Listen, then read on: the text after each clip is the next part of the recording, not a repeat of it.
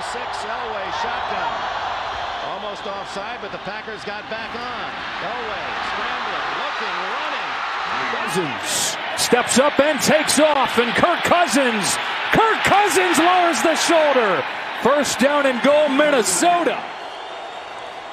Pressure from Thomas off the edge. Eli Manning stays on his feet, airs it out down the field.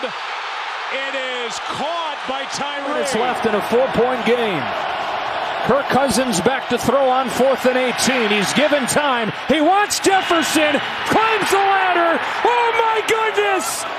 Justin Jefferson pulled it in. The catch of his life.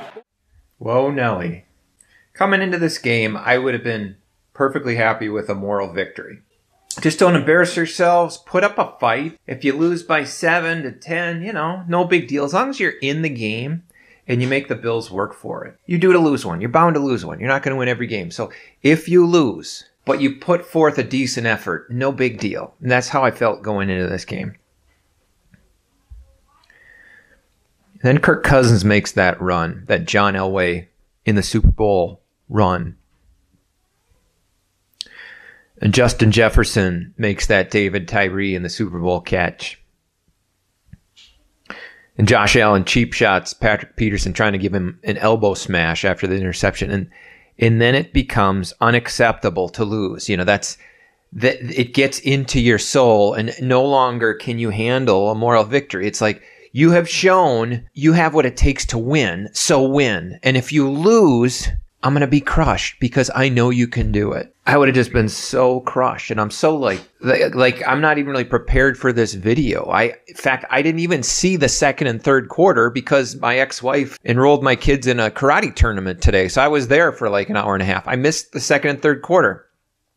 And I was at Chili's watching the fourth quarter while we were eating. And I don't know. I just gotta get this out. It's like visceral outpouring of just my soul here after watching that incredible game. I've kind of come full circle to that original Chili Report, the OG Chili Report in 2009. I want to thank you guys for tuning in to week 1 of the Chili Report. When I started this, that was Brett Favre's first year coming to Minnesota, where it was more like a cheerleading, and it was just like, oh, the Vikings won, yay! Let's make some jokes about the other team and how they got their butts kicked and how great the Vikings are. And it hasn't been that in the last 13 years, really. It hasn't been that this year, because this year it's been a struggle. Even though they've been winning, it's every game's a struggle. I think it was week 7 of 2009. I think it was the 7th game of the season. The Vikings were 6-0. They went into Pittsburgh and they lost. Off the fingertips of Taylor. They put up a real good fight against a good Pittsburgh team. They were driving. They could have come out with the win, but then there was that Off the fingertips of Taylor. play,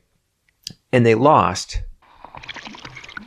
But they proved in that game, even though they lost, they were legit. Number one, I think we learned the Vikings are good. They got plenty of talent to go a long way. And that's all I wanted to see today. And that's what they were proving to me, even if they lost today. The way they played at the end, they're legit. And next time they face the Bills, maybe they'd come out ahead. But man, they ended up winning.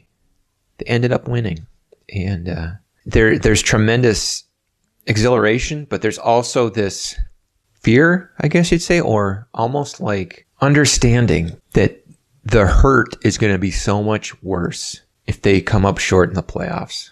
And we'll try not to think about that. It's a different team. You watch this team, the way they celebrate a big interception or that fumble recovery that Kendricks made in the end zone. There's something different here.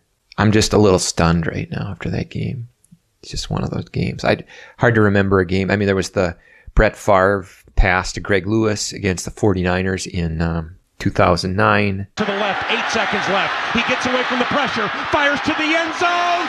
It's caught! It's Greg Lewis! There's a Kadri Ismail touchdown against the Saints, I think in the early, mid-90s.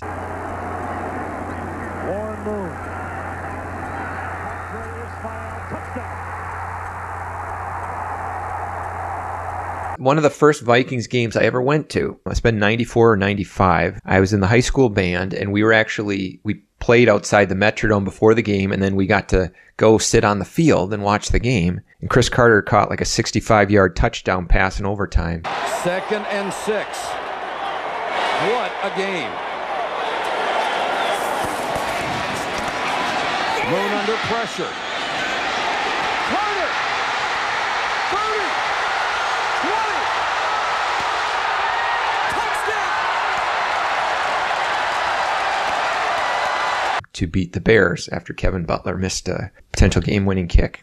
You know, there's been amazing regular season wins in Vikings history, but few could match this one. You watch this team, how they're able to get turnovers. Week in and week out, get turnovers. 2 interceptions in the end zone by Patrick Peterson. The fumble recovery in the end zone after Cousins was stopped on 4th and goal. I think he probably broke the plane. But of course, they called him short, so they couldn't reverse it because it wasn't conclusive. If they'd called him in, they wouldn't have been able to reverse it either. They just happened to call it against the Vikings. I think may have been other turnovers or big plays too that I haven't seen because I haven't seen the second and third quarter, but there's just something there. Definitely this would not be happening if Mike Zimmer was the coach. And you know, let's just be happy. Let's just celebrate for a week. Let's not talk about Greg Joseph. Let's not talk about the Moab at the end of regulation. Let the Bills just march down the field. Let's not talk about how number 13, don't know his name, not gonna look it up, didn't catch that pass on the sideline on that final drive in regulation for the Bills. Let's not talk about the most bogus horse color call in history against Eric Kendricks early in the game. Let's not talk about Ed Ingram tripping Kirk Cousins twice, or that Cousins probably did break the plane on that 4th and goal and should have got a touchdown, or that Dalvin Cook dropped that sure touchdown right before that play, or I think Cousins had 2 interceptions that I haven't seen because I haven't seen that part of the game. Those are probably pretty bad. Let's not talk about that. Cousins made some great throws late in that game. Justin Jefferson made some unbelievable catches. Dalvin Cook made some great plays. You know, everybody's kind of contributing. CJ Ham, amazing touchdown run. Good call there. And like the next time people want to blow smoke up Josh Allen's butt, just remember in the 4th quarter and overtime, he threw 2 interceptions in the end zone and had a fumble 6. So you want to talk about how great he is. You're not going to talk about Kirk Cousins and what he did. He wasn't perfect. He made a lot of mistakes, but he sure made some great plays.